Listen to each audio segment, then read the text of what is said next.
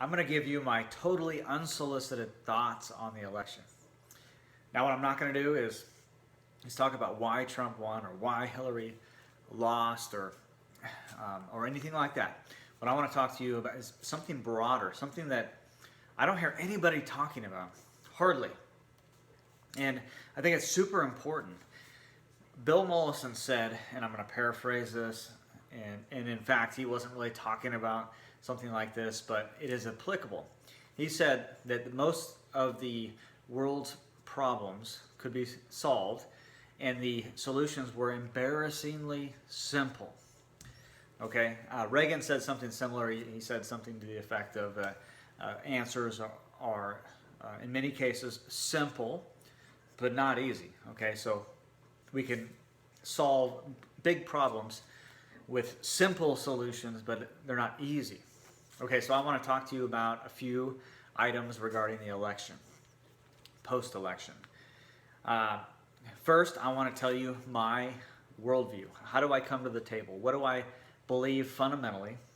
And what are my presuppositions? Because all of us come to the table with certain fundamental beliefs. And it's important, and it's the lenses in which we view the world. Okay, so it's why two people can come together, look at the same exact thing, and come to different conclusions.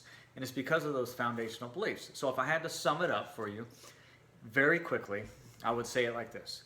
I come to the table with a Christian worldview and a constitutional worldview. Okay, plain and simple. Agree, don't agree, that's how I come to the table. All right, so if we take a look at the cultural analysis, then we can ask the question, like, why are we so divided? By the way, we are not more divided now because Trump won this election. Okay, we were just as divided a few days ago. We were just as divided under Obama, just as divided under Bush. Why? Well, I would say that it's because we have these very divergent worldviews that are becoming more and more prevalent. Okay, it used to be in this country, in the United States, that everybody had a similar worldview. Of course, we had many differences, but a similar worldview. Okay, so you could call that the Judeo-Christian ethic, and regardless of whether someone was a Christian or not, the culture basically agreed with a Judeo-Christian ethic. Okay, and it kind of made the world go round, if you will. All right, that's not the case anymore. But it's been diverging for a very long time. Okay, it's not just under Obama or even Bush Obama or Clinton Bush Obama. Okay, this has been going on for a long time, and so that's kind of where we are, and that's why people are so well. That's not why people are so upset, but it's an indicator. Okay, that difference in cultural worldviews between people is an indicator of why they're so upset. But here's where I'm going to start getting into some of my thoughts. Why are they so upset? All right, let's dig a little bit deeper. I mean, really, why the fact that Trump was elected makes you that upset? I mean, if you were to look at Facebook right now, you would think that Trump is hiring the KKK for his transition team, and he's going to intern all minorities, the LGBT community, and special needs people the day that he gets inaugurated. Okay? I mean, it's just, people are up in arms about it. They're lamenting, they're crying, they're just very upset, and I get it. I was not happy with Obama twice. I didn't protest or anything like that, but anyway, I was upset. Now, why is that? Why are we so upset? We're very divided, and we were before this election. But why are we so upset with a presidential election? Okay, that's the question right now. And I would say this. It's because the president has an actual impact on our lives. Okay? An actual impact on our lives. I mean, evidenced by the fact that the First Lady, Michelle Obama, has an impact on what kids are eating in Bonners Ferry, Idaho, or Lawton, Oklahoma, or Seattle, Washington. Okay? All right, so what I'm really getting at is the reason people are so upset by an election of a president is because the balance of powers in the federal government is out of whack. Okay, so you have the judiciary, and you have the legislative branch, and you have the executive branch. Three separate but equal powers in the federal government. That balance is out of whack. Okay, clearly the executive branch has risen. Okay, and really it's kind of like the executive branch and the judiciary are up high, and then the legislative branch is down low. That just kind of seems to be the way it is. Now, that's a huge problem, and so it is a big impact on the individual, on who is elected president. That's why they get so upset. Now, let's take a look at just the past few presidents real quick. Let's just look at just look at Bush and Obama. Okay, Bush. Under Bush, he abused executive power, absolutely, and the right wing wanted him to. They enjoyed it. They loved it. They the Patriot Act, and if you don't love it, then you can leave America.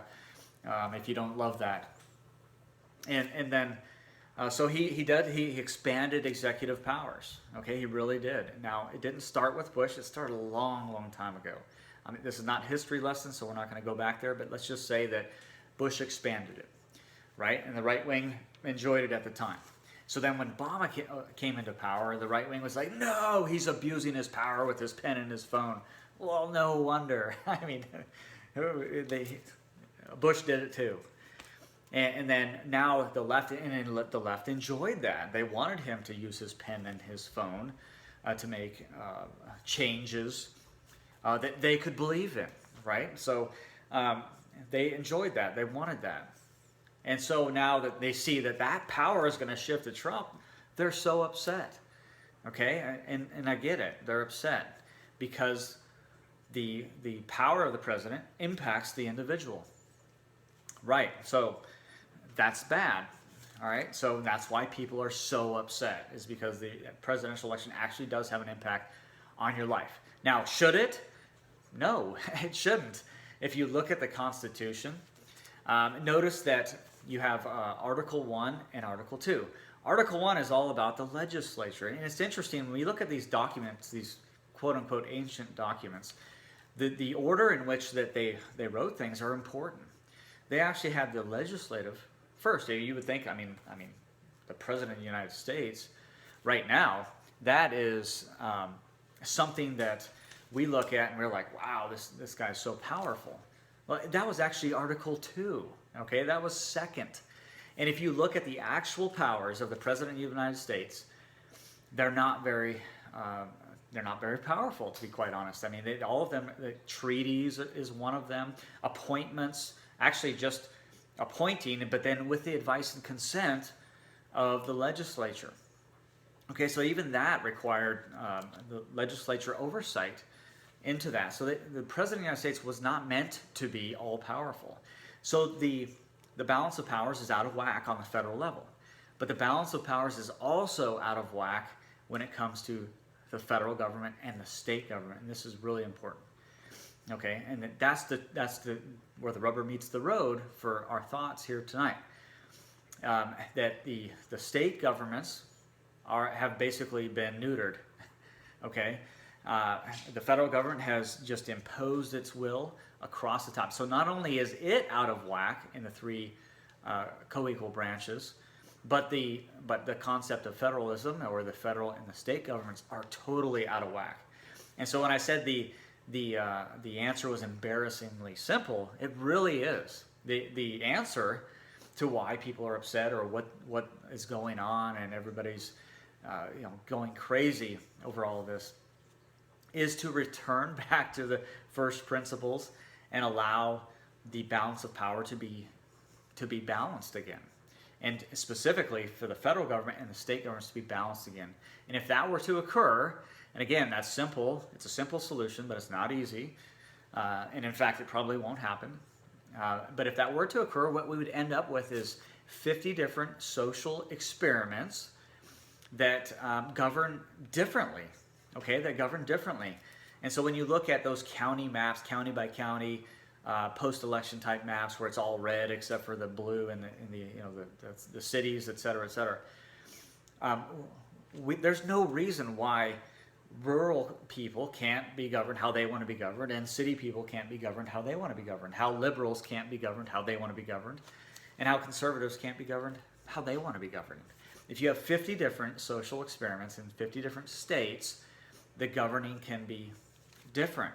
Okay, so places like California can have high regulation and high taxes, but high services and expansive safety nets, et cetera, et cetera. And those people can be governed as much as they want, right? So those that live inside of cities that really want a Hillary Clinton style government, they can have it. Okay, they can have it. All right, but what that does is that gives people freedom to move, freedom of choice. They can move to different states if they want to. And if a state was wise, a state would understand that not all people in their state wants to be governed the same way, and so maybe that would trickle down to county-style governments becoming more relevant, because the closer the government is to the people, the better it is, because the more accountable that local government is. Okay, so those are my thoughts on this election. The reason why people are so upset, because of the balance of power that's completely out of whack in the United States, both inside the federal government and between the federal government and the states. And the answer is embarrassingly simple. Return the power back to the states and allow for states to be different. Okay, allow for states to govern differently, to govern to extremes, and to govern to be a minimalist type government, and let people decide where they want to live. Okay, those are my thoughts on this election. The reason people are so upset is because we're completely out of whack. All right, so if we're gonna fix it, we're going to return back to first principles. We're going to return back to the concept of federalism, or eventually we're going to break apart. And it's just the truth of the matter. It's how all great empires end. We can stop it if we would return back to first principles.